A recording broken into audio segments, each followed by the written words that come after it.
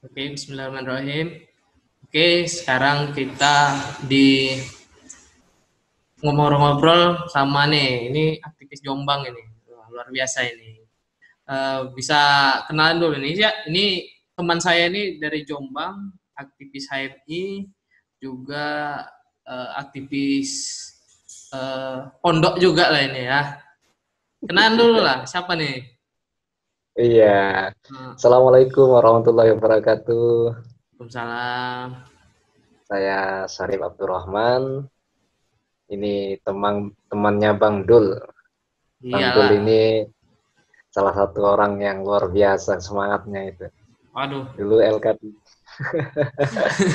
Saya sekarang tinggal di Pesantren Tubuireng di Jombang. Mungkin kalau teman-teman tahu tentang Gus Dur, nah itu makamnya Gus Dur.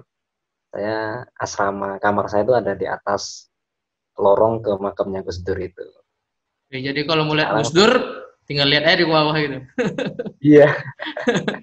Kangen Gus Dur lihat bawah itu ya. Ya, gitulah Bang kalau di sini Bang.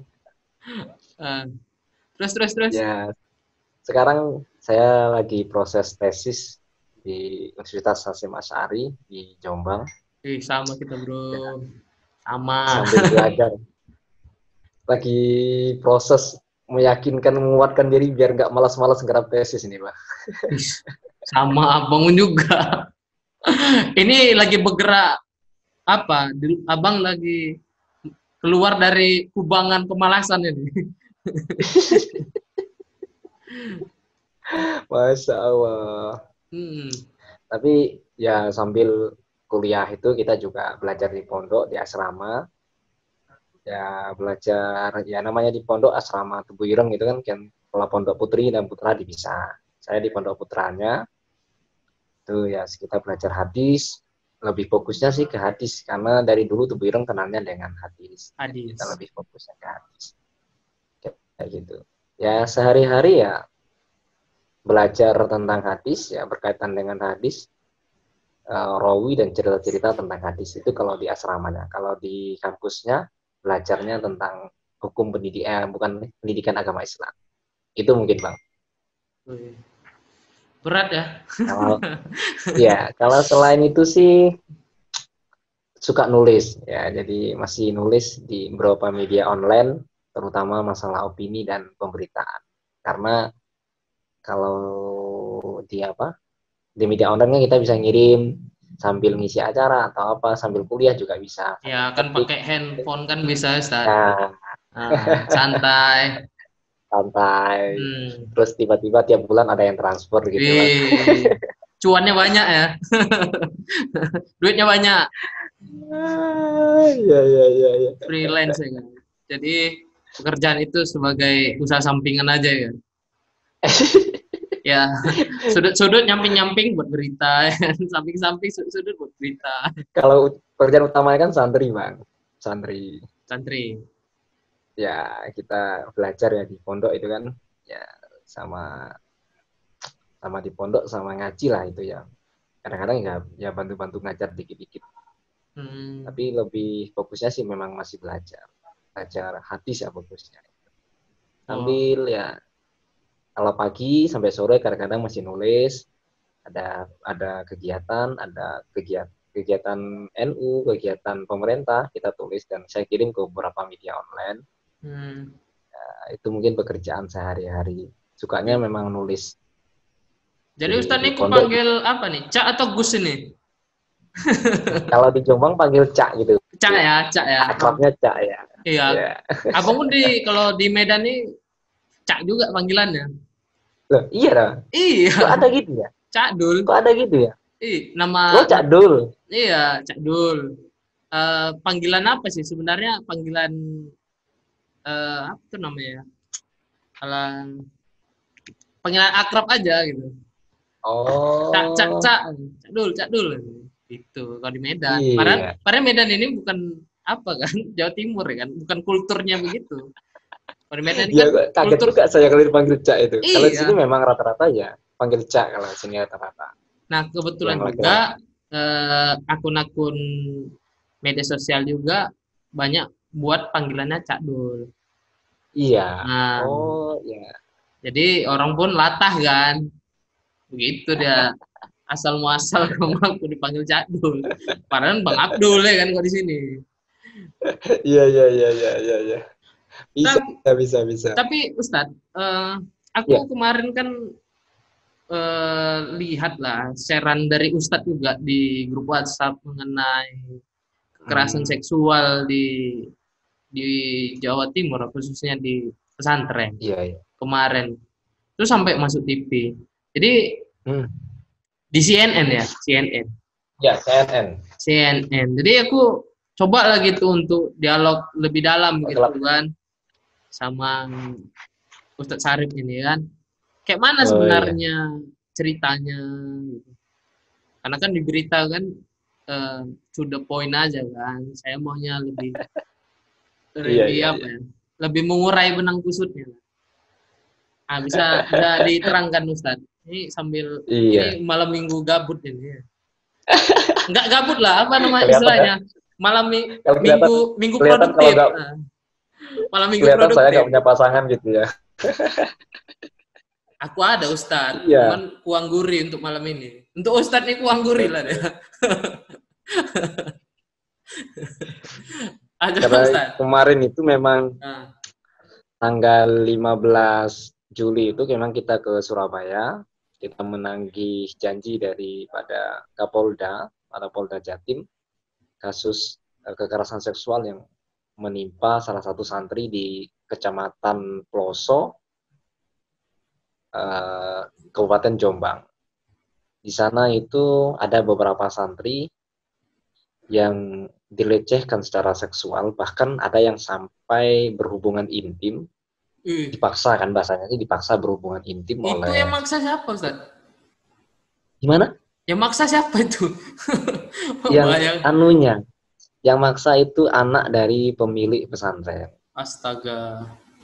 Tetapi pesantren ini lebih kayak pesantren Torekoh gitu ya. Karikat gitu Bukan ya. ya kayak Torekoh itu bukan seperti pesantren Tubuh Ireng ini atau bukan seperti pesantren Bahru Ulum. Nah, jadi dia lebih kayak pesantren Torekoh gitu. Coba Nah, jelasin tuh pesantren triko tuh yang gimana tuh spesifiknya? Torekoh itu kan Torekoh itu kalau di dalam bahasa pesantren itu adalah salah beberapa golongan atau kelompok yang cara mendekati dirinya kepada Allah itu ada cara-cara tertentu, mengikuti guru mursyidnya. Jadi guru utamanya itu adalah namanya guru mursyid. Mursyid itu artinya orang yang memberi petunjuk kepada jalannya. Jadi ada Hmm. torekoh. Di Indonesia itu ada begitu puluhan torekoh.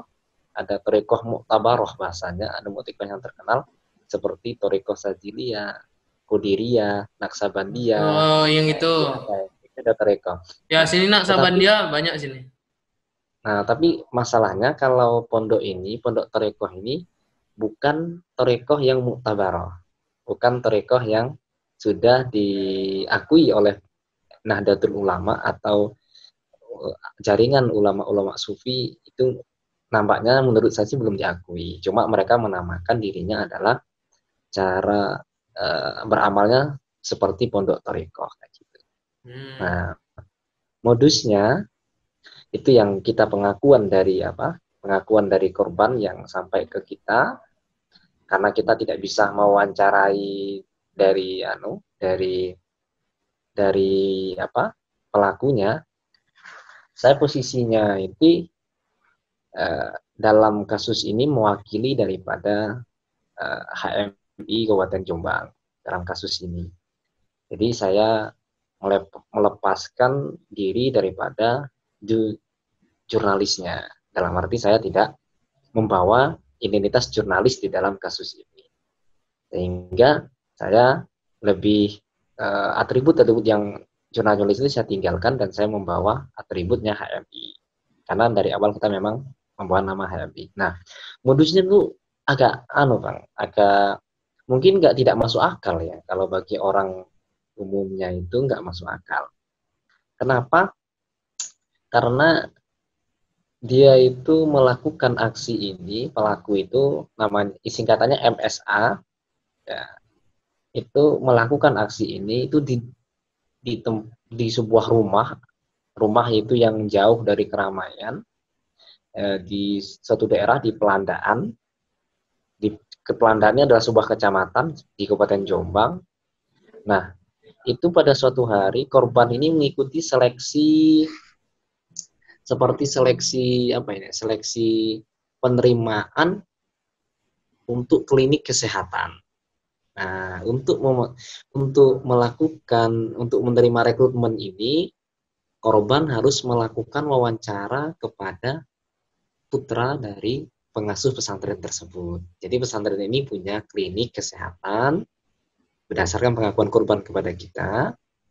Terus dia ingin menjadi tenaga kesehatan atau pembantu atau apalah jenisnya di klinik tersebut. Nah, sehingga dia tahapnya itu salah satunya adalah melakukan wawancara kepada putra dari kiai tersebut di sebuah rumah.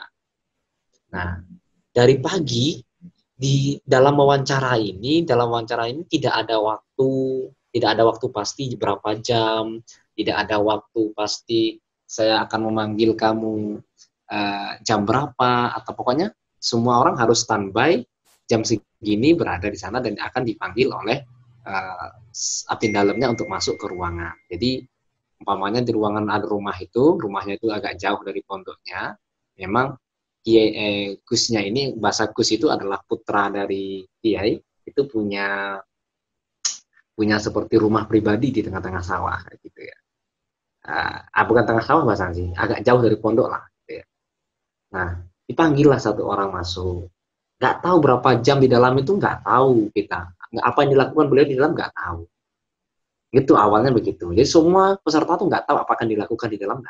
Nah, sampailah peserta ini dipanggil jam 11 malam, Bang. Jadi dari pagi itu datang ke sana, dipanggil masuk ke dalam, itu baru jam 11 malam, Bang. Jam 11 malam, masuk sampai jam 1 malam. Di dalam ruangan tertentu itu. Di dalam ruangan itu, hanya 2 orang saja, dengan putranya Kiai tadi itu, dengan yang diwawancarai, itu perempuan. Nah, di dalam ruangan itulah terjadi kekerasan seksual, pemaksaan untuk bersetubuh. Nah, di dalam ruangan itu pelaku sempat diraba-raba, sempat dipeluk, dicium, dan lain-lainnya. Bahkan ini sebentar dulu, Ustaz. Ini masih muda atau udah tua nih? Kalau pelakunya itu sekitar umuran 40-an ya. Astaga. Udah ya kan?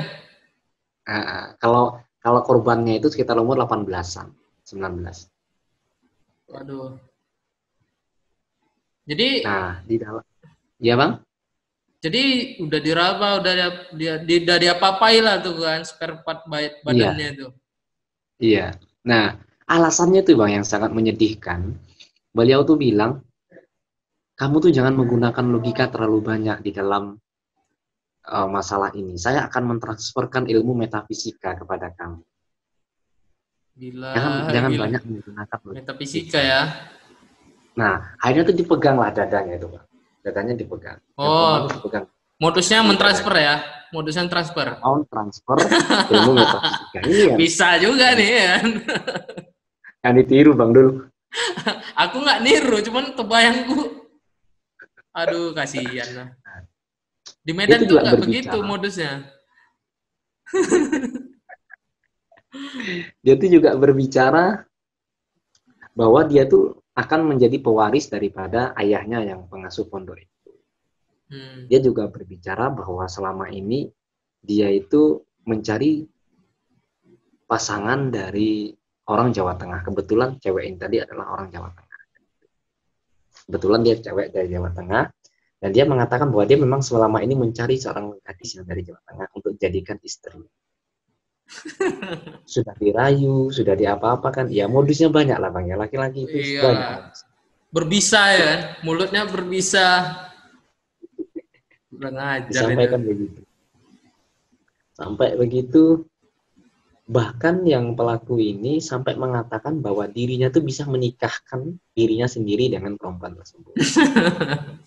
Nah, saya bisa menikahkan diri saya sendiri dengan perempuan tersebut, dan besok saya akan antarkan kamu ke KUA, kita akan menikah. Itu alasannya.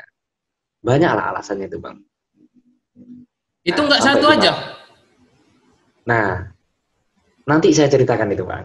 Ah, lanjut lanjut lanjut. Kronologinya agak panjang. Gitu. Ya, prolog ini panjang ini. Terus? Nah, itu tadi dari sana sampailah dia itu menyuruh membuka baju dan disetubui dan dicium-cium kayak gitu, Bang.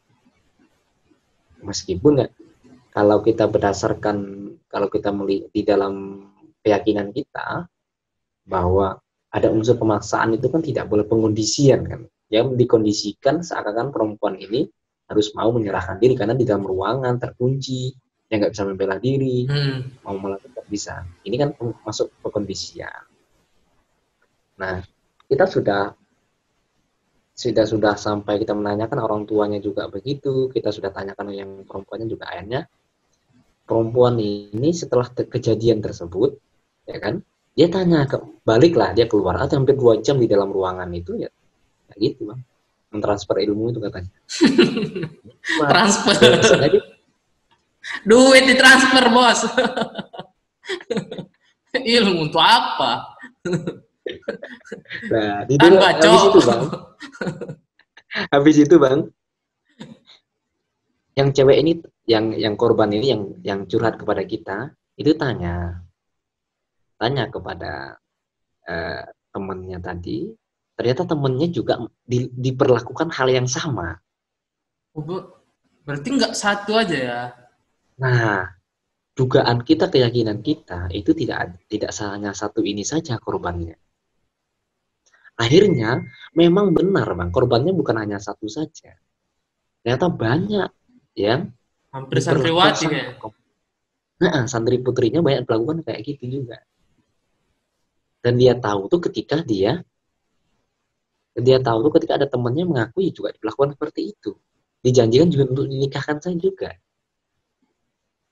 Nah, akhirnya dari sana korban ini yang mengaku kepada kita, yang kita dampingi, sempat dipanggil lagi untuk kedua kalinya. Korban nggak mau, korban takut, korban nggak mau. Disuruh orang jemput ke asramanya, beberapa orang disuruh menjemput ke asramanya untuk mau dibawa lagi ke ruangan yang sama. Ada traumanya gitu, Pak. Iyalah. Dia nggak mau, tapi dijemput oleh kesaksian dari korban yang cerita kepada kita ya. Dijemput oleh salah satu pengurus pondok dan dibawakan ke ruangan yang sana lagi dan disetubui lagi. Oh, disetubui? Iya, Pak. Itu pengakuannya dari korbannya. Berarti soalnya ini kan ada beberapa kalau versinya dari pelaku kan dia nggak mengakui kayak gitu. Malu lah kan. Tetapi karena ini sudah jadi tersangka loh, Bang, pelakunya itu di Polres Jombang sudah jadi tersangka. Ya. Sudah dari bulan November. Sudah, tapi ada tindak lanjutnya. Nah, statusnya pelaku sekarang tuh sudah jadi tersangka di Polres Jombang sejak tahun 2009 bulan November lalu sudah menjadi tersangka. Ternyata ada beberapa orang yang laporan kepada Polres Jombang. Beberapa laporannya itu mendal atau beberapa laporan itu dicabut lagi kembali dan tidak diteruskan. Mungkin ada perdamaian.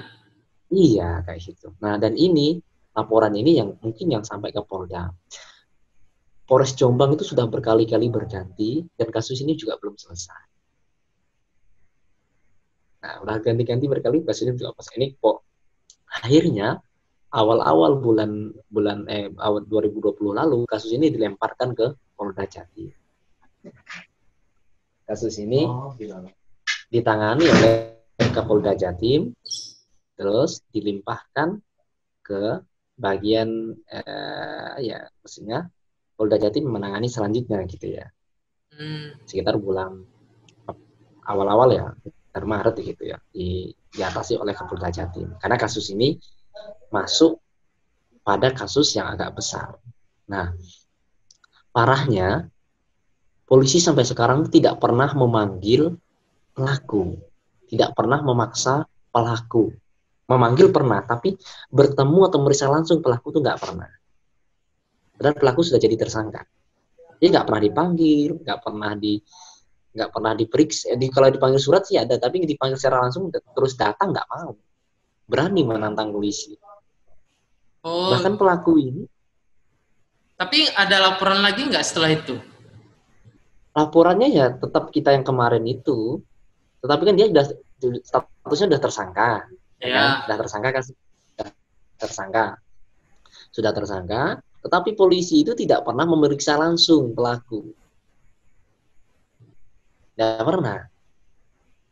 Dalam arti memeriksa pelaku tuh nggak pernah, turun nggak, status tersangkanya juga tidak berani menahan pelaku, ngambil aja nggak, meriksa aja nggak punya, apalagi menahan. Nah kita yang hmm, tanyakan, kenapa polisi bisa kalah dengan pelaku? Ada apa ini sebenarnya? pendampingan LBH gitu Ustaz nggak ada Ustaz?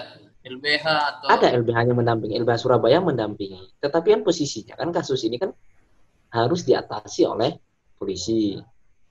ya benar, maksudnya Nah, kan LBH mendampingi iya, korban iya untuk buat mendampingi. laporan. Iya, mendampingi, ada penasihat hukumnya. Kita tuh ada aliansi Kota Santri Anti Kekerasan Seksual. HMI masuk di sana. HMI yang kemarin kita aksi 15 Juli 2020 kemarin di Surabaya di depan Mapolda Jatim menuntut agar pelaku segera ditangkap, agar pelaku segera dipanggil dan segera dilakukan penahanan.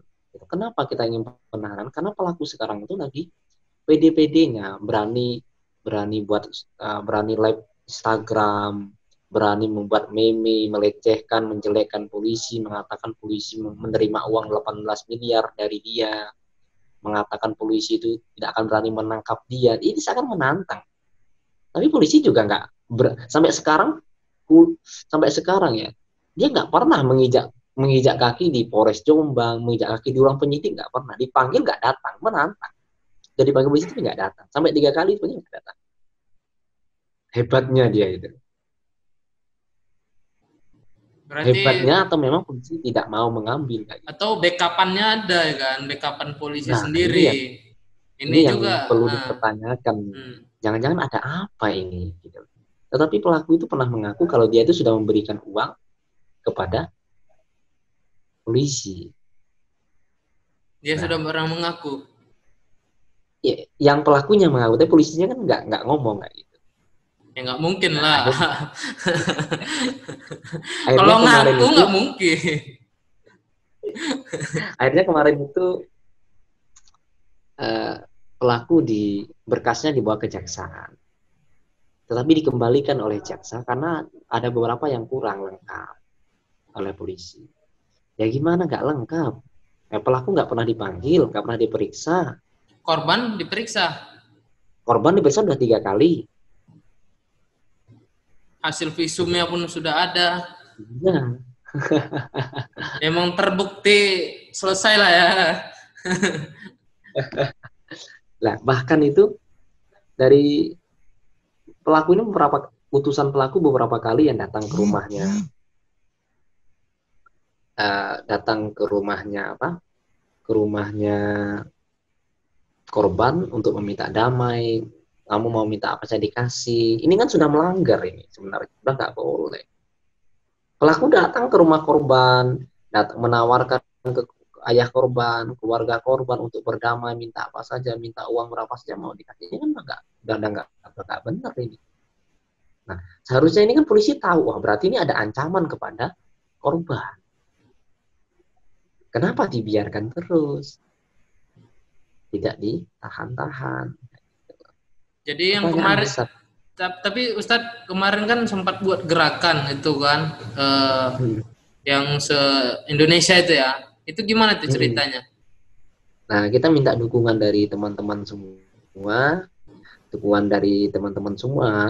ya, termasuk jaringan kita yang konsisten sampai sekarang itu, yang konsisten ya. Dari awal kita memang ada beberapa orang yang terlibat di dalam aliansi Kota Santri Anti Kekerasan Seksual ini. Tetapi yang bertahan sampai hari ini memang perjalanan panjang itu membuat beberapa orang gugur niatnya kayak gitu. Ya namanya perjuangan mesti ada yang gugur gitu, gitu Bang Ya, ya. Ya. Tetapi insya Allah HMI sampai sekarang masih konsisten membela. Bahkan kemarin korlapnya yang di Surabaya itu korlapnya adalah dari HMI perempuan, Wahati kita, Wahati Jombang, Yunda Jizian Baizuro. Dia yang mimpin koordinator lapangan di kemarin demo itu, dia yang ngatur semua. Ngatur mobil berangkat, ngatur soundnya, ngatur izinnya, dan ngatur semua itu adalah dari HMI. HMI masih konsisten. Tapi beberapa organisasi sudah turun. Yang masih bertahan itu seperti HMI, terus Women Crisis Center Jombang, ada Gus Durian, terus ada beberapa orang yang mewakili dirinya sendiri atas nama dirinya sendiri juga ada. Tapi memang banyak yang gugur juga. Namanya proses begini kan sulit Bang ya. Terus benar salahnya ya namanya orang-orang ini kita melawan kekuatan besar karena dia ini kan punya jamaah yang begitu banyak, punya santri yang begitu banyak, punya elemen yang begitu banyak. Bahkan kemarin itu ada orang-orang yang setelah kita demo di Jombang itu, jamaah-jamaahnya melakukan demo juga.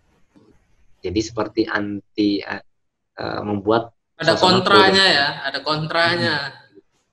Yang kita kasihan itu isu yang kita angkat itu malah diputar balik oleh beberapa orang, sehingga ada beberapa orang tua yang diajak untuk turun jalan tuh nggak tahu dia itu sebenarnya di sini ngapain gitu, dia nggak tahu. Dia kata ada yang mengatakan kenapa turun jalan, ini ada yang melecehkan pondok kita, ada yang menghina pondok kita. Loh, kita kan nggak menyerang pondoknya, kita nyerang pelakunya. Yang kita bahas itu adalah oknum putra dari kiai tersebut yang salah. Bukan, kita nggak pernah menyangkut-nyangkut kita nggak menyalahkan pondoknya, nggak mengatakan pondoknya sesat, nggak mengatakan pondoknya salah, enggak. Kita katakan bahwa bagaimana pelaku ini meskipun dia anak kiai tetap harus diproses secara hukum gitu. Tetapi ini tidak terjadi. Itu yang kita sasarkan, bukan yang lain.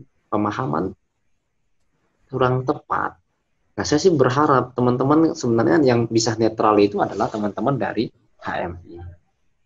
Kenapa teman-teman HMI bisa netral? Karena memang mereka tidak terikat dengan sebuah organisasi ormas tertentu gitu ya. Sehingga kepentingan mereka adalah kepentingan memang murni membela kebaikan atau murni membela kebenaran. Kebenaran mutlak ini adalah perlu dibela sesuai dengan ajaran Cak Nurholis Majid, bahwa nilai yang baik itu tetap abadi gitu. Bahwa makanya ada istilah partai Islam no. Ada Islam yes, partai Islam no. Ya kan, Islam yes, partai Islam no itu kan ada. Karena apa? Karena substansi nilai kebenaran, kebaikan kan tetap abadi. Tetapi partai mungkin saja salah. Begitu juga organisasi mungkin salah. Organisasi mungkin punya kepentingan. Tetapi nilai keadilan, kejujuran kan tetap abadi. Nah, saya berharap sih teman-teman HMI banyak yang ikut terlibat di sini. Tapi kemarin alhamdulillah kita dibantu juga dari teman-teman Pak Mekasan dan HMI lainnya juga ikut terlibat.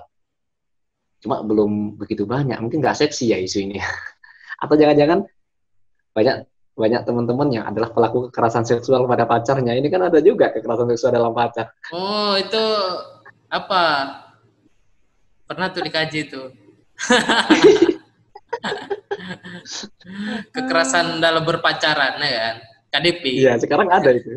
Kemarin kita dibahas itu sama Yunda Purba kemarin kan, kekerasan dalam pacaran dulu. Toxic relation namanya istilahnya. Ngeri-ngeri sedap itu Bang kalau masalah itu. Iyalah, karena itu kan menyangkut dengan generasi penerus bangsa. Iya. Jadi masa depannya masih panjang gitu kan. Tapi dihancurkan oleh syahwat-syahwat yang tak terkendalikan ya kan. Apalagi kalau bahasa sini mungkin wak-wak lah ya kan, atau paman lah ya kan. Nah, wak-wak itu kurang apa dah? Kurang terjaga deh kan. Kurang menjaga alat vitalnya ya kan. Karena dalam Al-Quran kan menjaga kemaluan kan. Iya. Nah, kalau bahasa kesehatan menjaga alat vital. Itu yang... Jadi Ustadz, itu cuma satu pondok atau memang ada pondok-pondok lain memang gitu? Yang kita kawal sementara ini memang dari pondok, ini pondok apa? Pondok, salah satu pondok di Kecamatan Peloso. Dia berada di dekat, tidak jauh dari Pasar Peloso, Kecamatan Peloso, Kabupaten Jombang itu. Itu yang kita kawal teman-teman. Untuk kasus yang lain, kita belum di pesantren belum ada yang laporan atau belum ada yang cerita kepada kita. Cuma beberapa kemarin itu memang ada yang melaporkan kepada saya, inbox, cuma dia tidak mau mengangkat kasus ini karena berkaitan dengan masa depannya dia. Sebab kalau kita sudah mengangkat kasus ini, maka secara otomatis semua orang akan tahu kalau dia pernah punya masa lalu seperti ini. Nah, punya masa lalu seperti ini, dia khawatirnya nanti calon mertuanya dia atau calon suaminya dia tidak bisa menerima hal tersebut, gitu. Iya. Nah, tetapi ada beberapa pesantren juga yang laporan dengan saya, dia juga dilecehkan oleh gurunya. Dilecehkan oleh gurunya.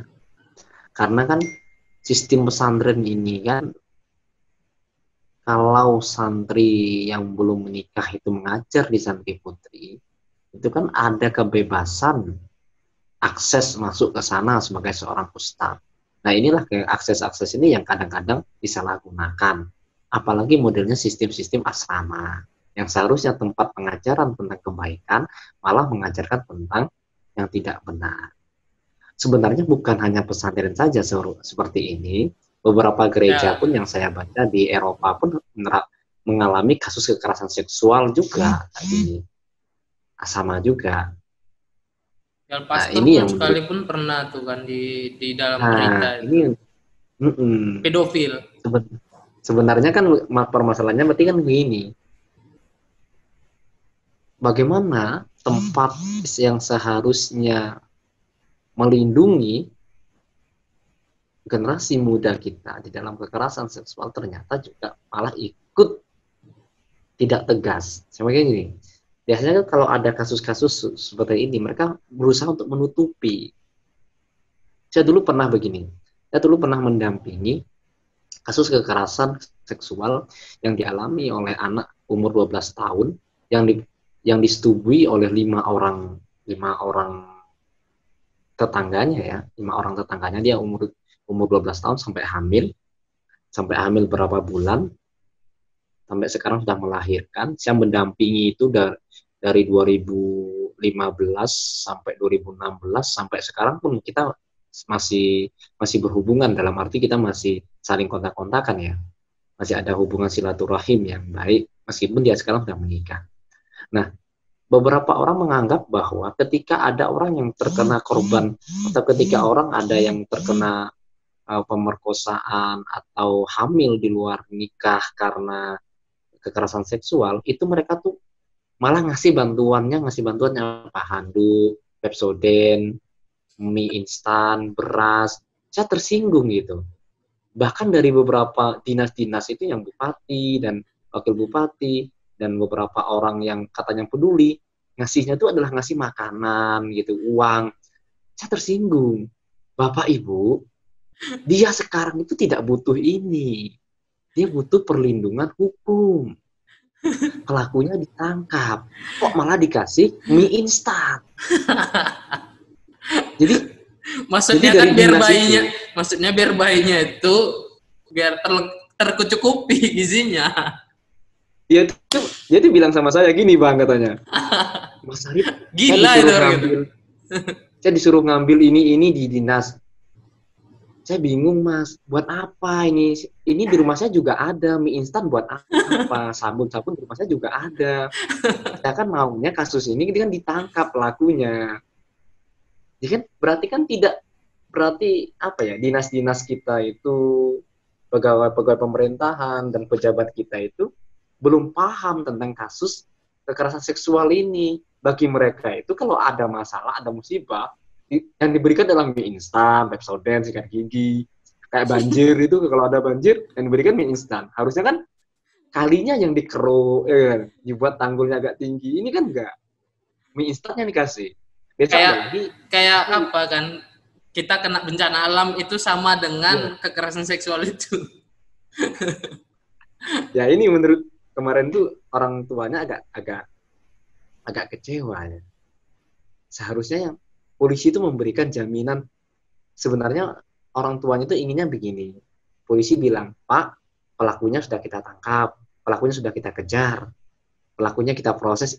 Sebenarnya itu yang diinginkan oleh keluarga korban, bukan bantuan mie instan dan lain-lainnya itu. Nah, tetapi karena dia itu tidak berani menolak, ya dia apa ya, ngambilnya tuh malas-malasan ngambilnya. Nggak diambil, disuruh ngambil, ya kan? Mau diambil buat apa juga, di rumah juga banyak, Mas. Saya kalau hanya suruh ngambil mie instan aja di dinas jauh-jauh, buat apa sih, di rumah saya juga ada, kayak gitu katanya. Sampai saya suruh, Mas sampean ambil aja itu loh. Saya buat apa, Bu? Buat ngambil-ngambil barang kayak gitu. Ini perlu pemahaman kekerasan seksual juga kayak gitu. Yang kurang baik di pemerintahan kita dan di lingkungan kita itu kurang respon terhadap masalah kekerasan seksual. Alhamdulillah yang saya dampingi ini yang umur 12 tahun ini sekarang sudah nikah. Kita sampaikan apa adanya kepada suaminya dan suaminya menerima, dan alhamdulillah sekarang sudah hamil, sudah insya Allah bentar lagi akan melahirkan dan sudah diterima oleh masyarakat juga. Tetapi ini ketakutan daripada perempuan itu, dia takut mengungkapkan. Sebenarnya banyak, Pak.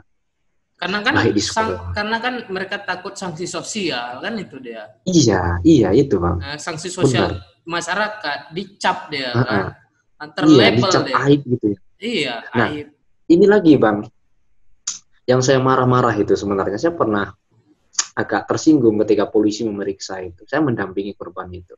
Polisi nanya, apakah Mbak ketika diperkosa itu menikmati? Saya marah. Apakah Mbak merasa enak gitu? Apakah Mbak merasa, waduh, ini pertanyaan bodoh ini menurut saya. Orang jelas-jelas dipaksakan, kok malah menanyakan enak apa enggak, merasakan apa enggak.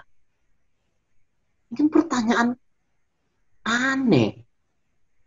Kenapa bertanya begitu? Terus dia mengatakan, apakah pernah SMS, pernah manggil-manggil sayang, pernah merayu atau tidak? Ya oke lah, bahasanya tuh jangan begitu kalau mau mendalami kasusnya. Dia tanya, apakah menikmati apa enggak? Terus nanti kalau dia bilang menikmati, berarti hukumnya berbeda. Saya bilang begitu. Bisa turun grade apanya kan? Itu maksudnya akhirnya yang mbaknya itu kan, korbannya itu, loh Mas, aku kok dituduh malah menikmati. Ya apa? Mas, kok saya malah dituduh, kok saya malah ditanya-tanya apakah saya menikmati apa enggak? Ini pertanyaan bagaimana, Mas? Yang jelas-jelas saya itu tidak terima. Kok malah ditanya model kayak gitu? Apakah nggak ada pertanyaan lain yang untuk menguak kasus ini? Nah, jadi itu kita simpulkan dari sana. Ternyata korban itu bisa menjadi korban kedua kalinya. Pertama, dia sudah hamil, bahkan di luar nikah. Dia mengalami sendiri, mengalami hamil. Hamil itu kan berat sekali. Di dalam Al-Quran itu sudah jelaskan kan, berat sekali orang hamil itu. Nah, terus setelah dia hamil menderita sendiri, masa depannya suram, dia itu dihakimi oleh masyarakat juga. Beberapa orang tuh mengatakan, memang itu perempuannya tuh suka goda-goda, perempuan tuh nakal gitu. Nah, dan polisi itu bilang juga kepada orang-orang ketika diwawancarai, ini korbannya ini memang sering kumpul dengan laki-laki, agak nakal. Kenapa sih harus dipublikasikan kayak gitu? Umpamanya kalau dia memang nakal-nakalnya anak kecil kan kayak gitu, gimana orang umur 12 tahun kalau dia lari-lari ke sana kemari, kan masa harus dikatakan nakal? Jadi ada korban itu menjadi korban dua kali, Pak. Jadi dia sudah jadi korban itu juga dihakimi oleh masyarakat lewat statement-statement dari polisi, dari kuasa hukumnya, dari sampai itu kalau pelaku itu keluar-keluar. Memang anak gak jelas itu, orang tuanya gak bisa didik. Nangis dia korbannya itu. Merasa tersudutkan dia terakhir kan di berbagai arah ya kan. Terus kenapa laki-lakinya nggak disalahkan juga gitu loh, Bang? Oh, itu perjuangan saya tuh luar biasa dengan teman-teman HMI Jombang itu. Saya sempat dimarah oleh ketua HMI Jombang, sempat gini-gini, sempat dikiranya saya tuh ingin menjegal ketua HMI Jombang gara-gara kasus ini. sempat dimarah juga dulu. Kamu nggak usah bawa-bawa nama HMI Jombang. Ya sudah, saya nggak bawa nama HMI Jombang. Saya buat lagi organisasi saya sendiri, namanya Solidaritas untuk Indonesia Demokrasi. Aku buat aja itu. Kenapa pula HMI nggak dibolehkan? Nah, dulu ceritanya tuh begini, Bang. Jadi kita tuh kan kasus ini hampir tiap bulan tuh kita demo, Bang.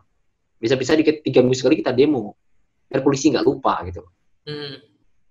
Nah, kita kan harus sering-sering aksi biar polisi menagih janjinya. Kita dia minta 1 bulan, Pak. Oke, kita rekam. 1 bulan lagi kita datang lagi ke sana, minta lagi.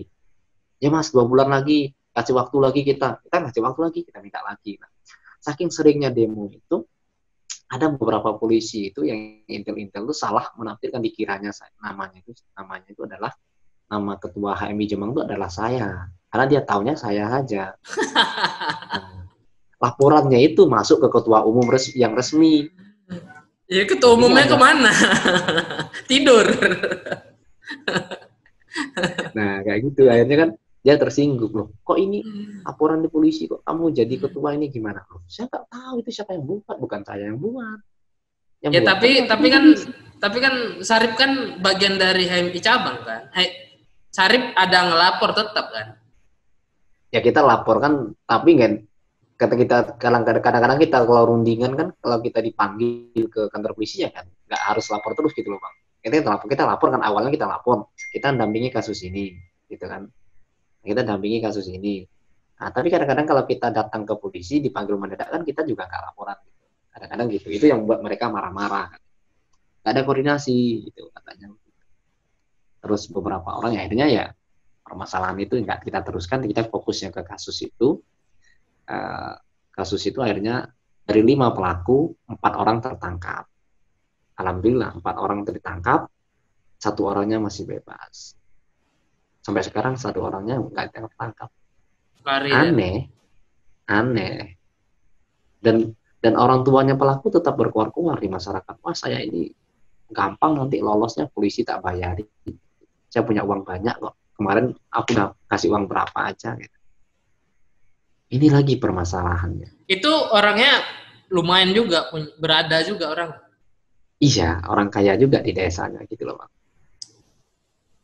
Ya, saya kasihan itu korban 2 kali, itu yang saya kasihan, korban 2 kali. Itu satu kasus. Di Jombang ini kotanya kecil, yang penduduknya sekitar 1.200.000-an lebih lah ya, kota Jombang ini. Cuma karena orangnya itu banyak orang yang berani-berani, banyak orang yang melahirkan tokoh-tokoh besar-besar, banyak banyak orang-orang yang punya nyali besar di sini. Tentang kasusnya itu sangat besar sekali kalau di Jombang. Saya yang kasus yang saya dampingi 3 yang terbesar itu, yang paling besar ya 3 ini, yang lain itu ada yang kecil-kecil itu biasalah, nggak terlalu tak anggap. Kemarin itu ada anak yang dibawa kabur oleh bapaknya. Ternyata bapaknya itu suka sama anaknya. Jadi anaknya ini sudah nikah 2 kali, terus disuruh nyeraikan sama bapaknya. Ternyata bapaknya itu selama bertahun-tahun itu sudah punya hubungan khusus dengan anaknya, bersetubuh, dan keluarga tahu dan dibiarkan oleh keluarga. Astaga. Bapaknya suka sama anaknya. Tapi itu kemarin karena suaminya nggak kooperatif, nggak bisa diajak kerjasama, ya sudah, dia menyelesaikan sendiri gitu. Ada lagi kasus satu lagi di Kecamatan Pelandaan, itu korban diperkosa oleh 12 orang di dalam kebun jati. Dan yang paling bejat itu salah satu pelakunya itu adalah bapak dan anak. Iya, jadi maksudnya bapaknya ikut menyetujui, anaknya juga ikut menyetujui. Nah, 12 orang pelakunya, Bang. Berarti anak itu pemersatu bangsa itu. Tante Retni. Nah, itu kita kasihan banget itu, Bang. Kok astaga. Enggak, pikirannya orang-orang ini kan ini yang menurut saya itu yang beberapa hal yang ya memang masyarakat syahwat ini kan sulit gampang ya. Saya bilang lah, yang hamil di luar nikah ini, yang diperkosa 12 orang ini, 12 atau 14 itu ya. Polisi ada yang bilang 12 dan bilang 14, tetapi yang salah satunya itu adalah bapak dan anak itu tadi. Nah itu sama seperti yang tadi itu Bang. Ketika mereka pemerintah tuh datang ke sana, mereka mengasihkan uang, ngasihkan baju, ngasihkan apa beras, tersinggung juga dia. Saya butuh pelaku ditangkap, bukan malah kasih beras dan ini. Gitu. Mindsetnya juga nggak hilang-hilang kayak gitu. Mindsetnya cara berpikirnya pemerintah kita itu masih aja kayak gitu. Polanya sama, Kiranya. itu saja. Nah terus yang karena yang ini agak sulit, yang korbannya ini karena agak sulit, dia itu mengalami trauma yang luar biasa ketika hamil. Akhirnya keluarga memutuskan anaknya diadopsi oleh orang lain. Anaknya diadopsi oleh orang Ya, lain, karena itu sehingga kan. anaknya lahir, itu langsung diadopsi oleh orang. Diambil oleh orang lain dan semua biaya rumah sakit dan lain-lainnya dibayari oleh orang itu, tetapi anaknya dibawa langsung lahir berapa hari itu langsung dibawa. Ya karena Demi punya keselamatan bayi. ya ketekanan Ya, psikis juga tekanan kan. psikisnya itu, ya. Tetapi yang tahun 2016 tadi, anaknya dia tetap dirawat sampai sekarang. Tetap dirawat. Jadi Sekarang, Ustadz, sudah besar. kira-kira apalah pesan Ustadz untuk khususnya pelajar muda lah, pelajar perempuan lah, apalagi misalnya jauh dari orang tua, bagaimana menjaga diri, kira-kira Iya, apa ya. tuh pesannya untuk perempuan-perempuan di mana berada lah. Saya melihat beberapa tahun terakhir, mayoritas orang korban-korban yang saya dampingi itu adalah pelakunya adalah orang terdekat daripada korban. Oleh karenanya, perlu ada pemahaman pendidikan seksual sejak kecil oleh orang tua di rumah. Apa itu pendidikan yang berkaitan dengan apa hal-hal yang tidak boleh disentuh oleh orang lain, apa hal-hal yang tidak boleh dipegang oleh orang lain, itu dari kecil sudah dikasihkan tahu kepada anak-anak perempuan kita.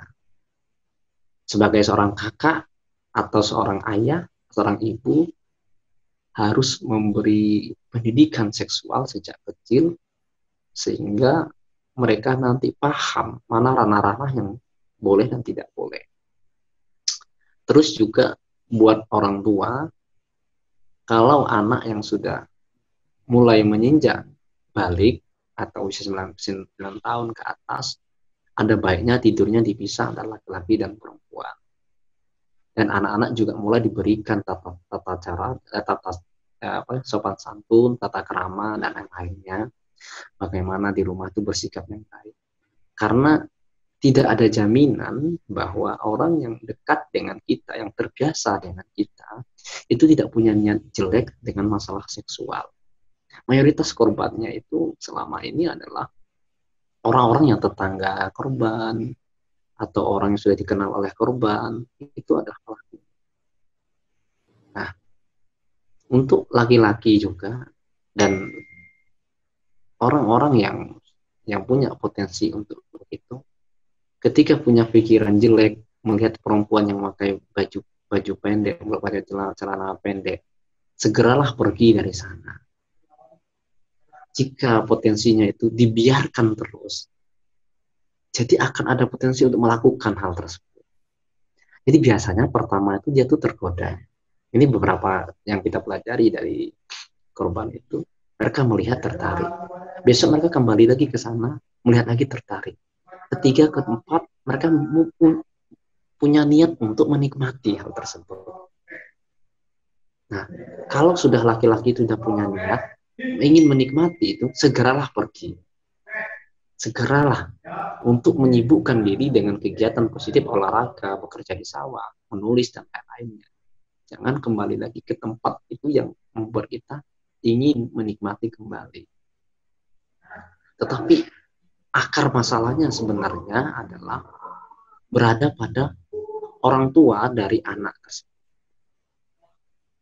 Kita mempelajari beberapa kasus yang kita dampingi adalah kelalaian dari orang tuanya yang lebih sibuk bekerja di pabrik, tidak ada di rumah, tidak tahu perkembangan tumbuh kembang anaknya, berada di luar kota, acuh tak acuh dengan keadaan anaknya, sehingga anaknya berangkat pagi, pulang sore juga tidak tahu.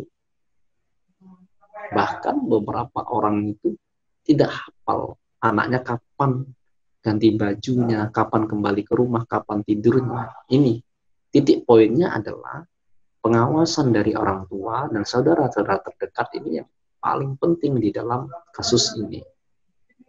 Jangan sampai nanti orang tua itu tidak paham bahwa anaknya itu keluar sama siapa dan kemana siapa, itu tidak paham. Karena sekarang itu, mohon maaf ya, orang itu kalau mau menonton film-film yang dewasa itu sangat mudah sekali. Sehingga kalau tidak tersalurkan dengan baik, mereka akan mencari penyaluran yang tidak sah. Tetapi kalau perannya orang tua, selain dia memberikan pendidikan seks kepada anaknya, juga melindungi anaknya, insya Allah bisa teratasi.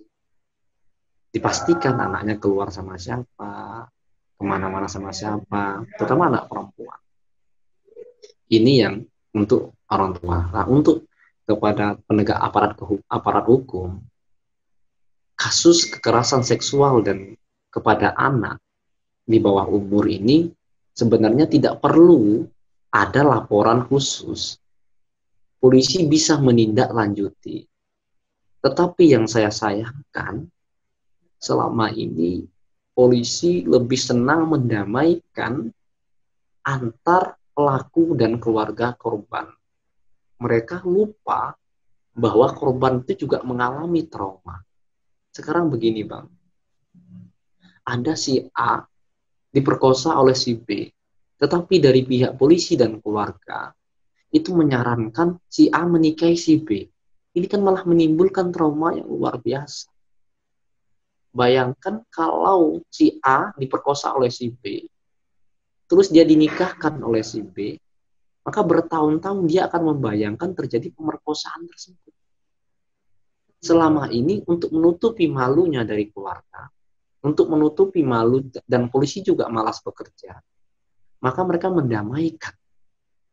Beberapa korban tuh tanya, mau nggak kamu menikah ini? Gimana saya mau menikah, Mas?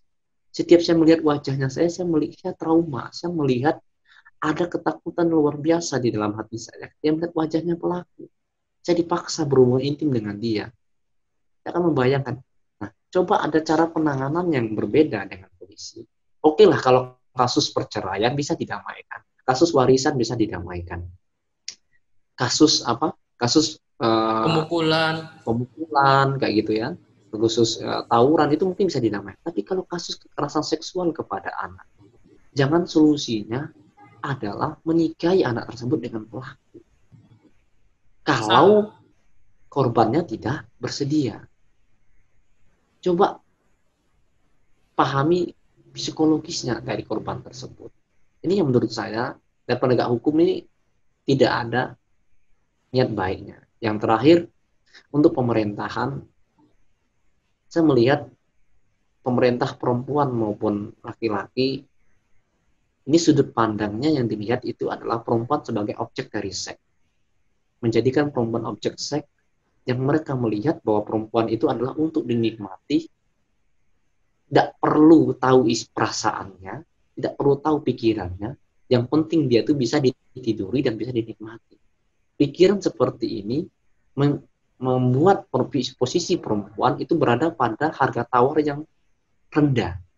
Dia adalah sasaran daripada pelampiasan seksnya. Sehingga kalau ada kasus kekerasan seksual, pemerintah itu menganggap bahwa anak tersebut nakal, bahwa anak tersebut tidak diawasi oleh orang tuanya. Dia tidak pernah melihat apakah pelaku itu melakukan hal tersebut juga beretika, apakah pelaku tersebut tidak pantas disalahkan. Kenapa tidak menangkap pelaku? Kenapa tidak menyalahkan orang tua pelaku? Kenapa tidak langsung menangkap pelaku dan berikan bukti langsung kepada korban? selama ini kita setengah hati di dinas yang ngurusin salah perempuanan ini. Mereka bekerja karena ada uangnya. Mereka hanya mendampingi di awal-awal, tidak sampai mendampingi proses sehingga persidangan dan lain-lain. Bagi mereka, alasannya terlalu banyak kasus yang harus dikerjakan sehingga tidak bisa mendampingi sampai selesai. Ini menyebabkan kasus-kasus ini sering terjadi. Yang terbaru yang di Lampung kemarin, bagaimana yang seharusnya dinas melindungi perempuan malah menjual perempuan dan menikmati tubuhnya. Ini menurut saya yang mindsetnya yang salah. Di Lampung kemarin begitu, Bang. Nah, yang terakhir, kalau ingin merubah mindset orang tentang perempuan, tentang menghormati perempuan, mulailah merubahnya dari yang paling bagus adalah dari lembaga pendidikan. Lembaga pendidikan adalah sarana yang paling bagus bagaimana perempuan dan laki-laki dihormati, bagaimana cara menghormati perempuan, menghormati laki-laki. Dan itu yang menurut saya sangat berpengaruh. Selama ini saya lihat para dai-dai itu mesti ceritanya menguliti tentang tubuh-tubuh perempuan, memplorkan, mengatakan bahwa perempuan itu enak, perempuan itu harus mengabdi pada suami. Mengapa hadis-hadis yang ditampilkan itu adalah hadis-hadis yang dimana kewajiban istri kepada seorang suami, sedangkan kewajiban suami pada istri jarang ditampilkan. Kalau kita mau berbicara adil, harusnya kalau kita bicara fikih, Bang, ya, di dalam fikih itu perempuan tidak wajib masak, Bang. Perempuan tidak wajib menyusui anaknya. Perempuan tidak wajib mencuci baju suaminya. Kalau kita bicara fikih, kewajiban perempuan adalah melayani suaminya di kamar, di kasur, dan dapur. Mendatangi panggilannya si suami ketika suami butuh masalah seks. Masalah kewajiban dapur, kewajiban pakaian, dan lain-lainnya itu adalah kewajiban dari suami. Kenapa? Diksi-diksi ini jarang ditampilkan oleh para dai-dai. Karena mereka juga tidak mau istrinya seperti itu. Jadi ada inkonsisten daripada para dai-dai ini yang terlalu banyak menjadikan perempuan sebagai objek. Tidak menjadikan perempuan sebagai seorang yang layak dihormati dan lain-lain. Itu mungkin, Bang. Oke. Kita harus adil, ya. Kalau dan hadis yang kita sampaikan, hadis yang sampaikan tentang haknya perempuan kepada suami, seharusnya juga sebaliknya, haknya suami juga kepada perempuan. Kayak gitu, saling menghormati. Kira-kira begitu, Bang.